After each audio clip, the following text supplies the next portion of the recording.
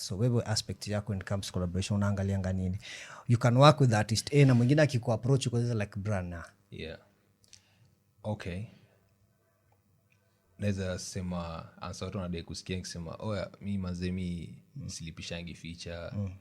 Mimi ni msempoa mazee like naona like mimi nikitumia tu ngoma kali na ingia ndani. Bro kuna so appreciating hizi features bro. Mimi hii mwaka nimepeana features zingine mbaya bro. Like verse mimi mwenyewe nimepull up maraka tao I'm like wow ikitu ni kali. Them sangu shingoma. Tena inani hit na niambia yo. Jamaa ningemchaji verse. Ningemchaji verse angeangusha ngoma kesho. Kwa angejua how serious it is unaona. So inafika point fulani manzi as an artist unaanza kuelewa mbona wase ulipisha verse. Juu msata ona umuhimu wa hiyo verse yako. Juu mseme bisa ingine ameunda tu kitu akasema ni ajibu tumeboili. Mimi nimesikia ngoma ni kali, nime give my all ndani ya verse for free. Mimi hata si believe in hiyo kuchajisha msee. But for free nime go crazy na ngoma itakuwa hit.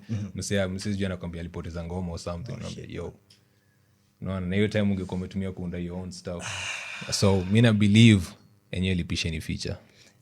Kwa ni msee mkali na unajiamini na uko na ka fan base and stuff na unajua take your time na unajua utakill your verse lipisha tu. So msasa release hiyo ni shida yake. Release ni shida yake unajua at so least. So sisi like we are done. Nilipa pesa yangu. Yeah, but more is on him. Mimi na dai ichukue serious because ni ndio anakana ngoma dai ku release but na mekukanja so akikukanja ataichukua like ile do yangu yezi enda hivyo. Acha ni release hiyo do irudi. Yeah.